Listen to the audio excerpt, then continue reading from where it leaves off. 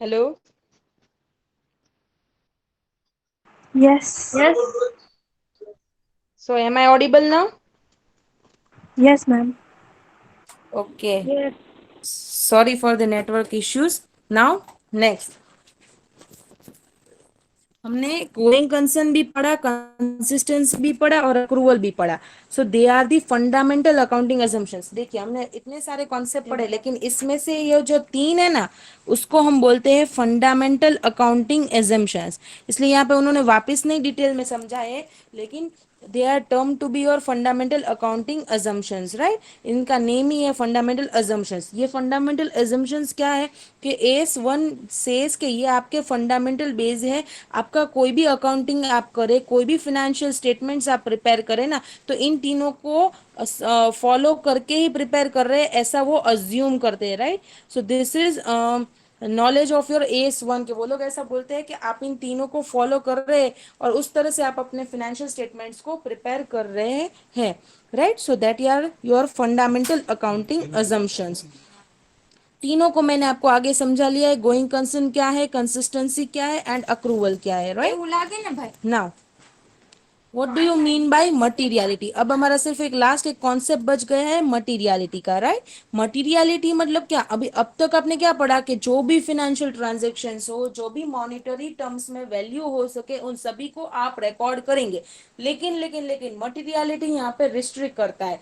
Materiality क्या बोलता है कि आपको जो भी सिग्निफिकेंट ट्रांजेक्शन है उन्हीं को रिकॉर्ड करना है. मतलब वो क्या बोलना चाहता है कि मानो आपका कोई मिसलेनियस एक्सपेंडिचर 40-50 रुपए का कोई खर्चा कर लिया, एक दो पेन ले आए या फिर कोई टी कॉफी एक्सपेंस कर लिया, और वो अकाउंटेंट से रिकॉर्ड करना रह गया, और आपका टर्नओवर तो मानो 10 lakhs में है या फिर 50 lakhs में या फिर करोड़ में है, तो उसके सामने ये आपका अमाउंट मटीरियल नहीं है. देखिए मटीरियलिटी का डेफिनेशन कहीं पे नहीं दिया गया है. मटीरियलिटी एक अकाउंटेंट के खुद का पर्सनल जजमेंट रहता है. और मटेरियलिटी का मतलब सिर्फ इतना बोला है कि वो उस तरह से मटेरियल हो कि सामने वाले यूजर जो भी इकोनॉमिक डिसीजन लेना चाहे उस पर असर पड़े उतना वो क्रुशियल हो, तब उसको बोलेंगे हम मटेरियल, राइट. मटेरियल का सिर्फ इतना ही डेफिनेशन बोला है. उन्होंने ऐसा नहीं बोला है कि अप टू 100 रुपीज मटेरियल नहीं होगा और फिर अप टू 5,000 रुपीज मटेरियल नहीं होगा, ऐसा नहीं है. हर एक बिजनेस में बिजनेस के नेचर के हिसाब से, उनके टर्नओवर के हिसाब से, उनकी इनकम के हिसाब से, उनके एसेट के हिसाब से, उनकी फाइनेंशियल पोजीशन के हिसाब से हर एक के लिए अलग अलग मटेरियलिटी लेवल रहता है. तो ये अकाउंटेंट का खुद का पर्सनल जजमेंट रहेगा कि क्या ये आइटम मटेरियल है या नहीं. तो जो भी insignificant material item, immaterial items है, वो आप रिकॉर्ड करना रह जाए तो वो कोई दिक्कत नहीं आएगी, राइट. तो मटेरियलिटी इज द मेन के वो आप यूजर्स के इकोनॉमिक डिसीजंस पे जो इम्पैक्ट कर जाए ना, उसको हम मटेरियलिटी बोलेंगे. The basic and simple definition ये वो कहना चाहता है. फिर अमाउंट उन्होंने नहीं बोली है, वो that is to the personal basis, right. वो हमारा खुद का जजमेंट रहेगा. फिर it does not depend only on amount of item. ठीक है, आइटम 50-100 रुपए का है उस पर नहीं डिपेंड है, लेकिन अपना बिजनेस का साइज क्या है नेचर, लेवल ऑफ इंफॉर्मेशन क्या है, हम किसको प्रोवाइड कर रहे हैं, उनके डिसीजन पे कितना असर आएगा, राइट. हमारा टर्नओवर क्या है, हमारे एसेट्स क्या है, हमारे फाइनेंशियल पोजीशन क्या है, उसके बेसिस पे हम मटीरियलिटी डिटरमाइन करेंगे, right. So this is the materiality concepts. Now our all concepts have been completed. The last portion of this chapter is qualitative characteristics of financial statements. मतलब कि आपके financial statements जो आप prepare करते हैं उनका qualitative characteristics क्या होना चाहिए, right. तो कैरेक्टरिस्टिक्स में पहला है अंडरस्टेबिलिटी. इसके 4 ही पॉइंट्स है. अंडरस्टेबिलिटी, रिलेवेंस, रिलायबिलिटी, राइट. अंडरस्टेबिलिटी मतलब क्या कि फाइनेंशियल स्टेटमेंट्स आपको समझ में आने चाहिए. ठीक है, यूजर्स के पास अकाउंटिंग का नॉलेज नहीं हो सकता है, ऐसा जरूरी नहीं है कि हर एक के पास अकाउंटिंग का नॉलेज होगा, लेकिन यूजर्स के पास बेसिक नॉलेज है मार्केट का, बिजनेस का, उस हिसाब से वो आपके फाइनेंशियल स्टेटमेंट्स को समझ सके, इंटरप्रेट कर सके, उतना आपको उस तरह से आपको अपने फाइनेंशियल स्टेटमेंट्स को प्रिपेयर करना होगा, राइट. फिर दैट नेक्स्ट है रिलेवेंस. रेलेवेंस मतलब कि आपको रिलेवेंट इंफॉर्मेशन ही अकाउंटिंग में अकाउंट करनी पड़ेगी। मतलब फाइनेंशियल स्टेटमेंट्स में जो भी रिलेवेंट इंफॉर्मेशन है, आपके फाइनेंशियल इंफॉर्मेशन जो भी बिजनेस के रिलेवेंस में रिलेवेंट है, जो आपके यूजर्स के डिसीजन मेकिंग में इम्पैक्ट कर सकती है, वैसी रिलेवेंट इंफॉर्मेशन ही आपको रिकॉर्ड करनी होगी, अपने फाइनेंशियल स्टेटमेंट्स में दिखानी होगी, right. That is relevant to the decision making of users. तो फाइनेंशियल स्टेटमेंट्स का दूसरा कैरेक्टरिस्टिक्स है रिलेवेंस। फिर है रिलायबिलिटी, मतलब कि आप जो इंफॉर्मेशन दे रहे हैं फाइनेंशियल इंफॉर्मेशन, वो रिलायबल होना चाहिए, मतलब कि ट्रस्ट वर्दी होना चाहिए, उनकी क्वालिटी इतनी होनी चाहिए कि वो मटेरियल एरर से फ्री हो, उसमें कोई गलती ना हो, राइट। तो उसको बोलेंगे हम रिलायबल फाइनेंशियल इंफॉर्मेशन। नेक्स्ट है कंपेरेबिलिटी। नेक्स्ट पॉइंट ये बोलता है कि आपके फाइनेंशियल स्टेटमेंट्स ऐसे होने चाहिए कि आप उसको कंपेयर कर सके।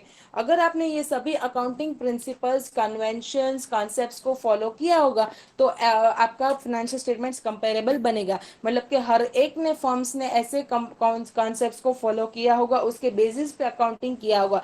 That's why your financial statements will be comparable from year to year and firm to firm, right. So this are the four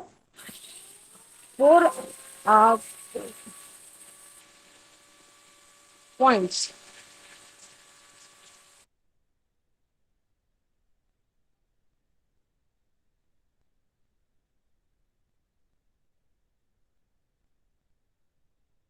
These are the 4 points, right, of your qualitative characteristics. बाकी के point है वो इतने important नहीं है, लेकिन सिर्फ उन्होंने यहाँ पे बोल के रखे हैं हमको। वो कौन से हैं? मटेरियलिटी, फेथफुल रिप्रेजेंटेशन, आपको फेथफुली रिप्रेजेंट करना होगा, मटेरियलिटी लेवल पे आपको इन्फॉर्मेशन दिखानी है। फिर सब्सटेंस ओवर फॉर्म, ये आपको लॉ में भी आएगा, corporate will, lifting of corporate will, या फिर सब्सटेंस ओवर फॉर्म, असली हकीकत को आपको बाहर ले आना है। मतलब आप बोले कि सेल का इनवॉइस आपको दिखाया गया, कि या फिर आपको एक इलेक्ट्रिसिटी एक्सपेंस पे किया, या फिर कोई और खर्चा किया, सैलरी पे की, उसका एक वाउचर दे दिया और आप उसके बेसिस पे मान ले कि ये सैलरी आपने पे की। ऐसा नहीं होना चाहिए। हकीकत क्या है? हकीकत में सैलरी पे ही ना हुई हो तो आप उसको रिकॉर्ड नहीं कर सकते, ठीक है। तो सब्सटेंस ओवर फॉर्म है।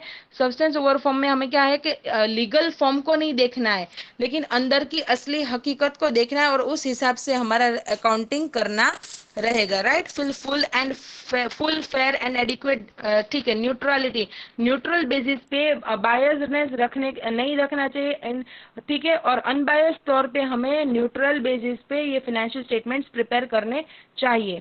नेक्स्ट है प्रूडेंस। प्रूडेंस तो हमने पहले भी समझ लिया। फिर full fair and adequate disclosure, disclosure हर एक चीज का अच्छे से देना। फिर ट्रूथ बेसिस पे देना, करेक्ट इन्फॉर्मेशन देना, और एडिक्वेट मतलब सफिशिएंट हो सामने वाले यूजर को समझने के लिए। इस तरह से हमें डिस्क्लोजर देना है कि हाँ, हमने इस तरह से अकाउंटिंग पॉलिसी फॉलो की, या फिर पहले हम ऐसे फॉलो करते थे, अभी हम ऐसे करते हैं। ये चेंज इस वजह से आया, इस कारण से आया, और इस चेंज की वजह से हमारे प्रॉफिट पे इतना असर पड़ा। तो इतना अच्छे से हमें डिस्क्लोजर देना होगा कि सामने वाले यूजर को हर एक बात हमारी समझ आ जाए। फिर कंप्लीटनेस, टोटली ऑल इंफॉर्मेशन, हमें पूरी कंप्लीट इंफॉर्मेशन हमें उनको प्रोवाइड करनी रहेगी, right. So this were the qualitative characteristics of financial statements. Now today your homework is to read the whole chapter along with the summary, right, and tomorrow we will discuss the summary part and mcqs of this chapter, right. So any doubts now? Anyone?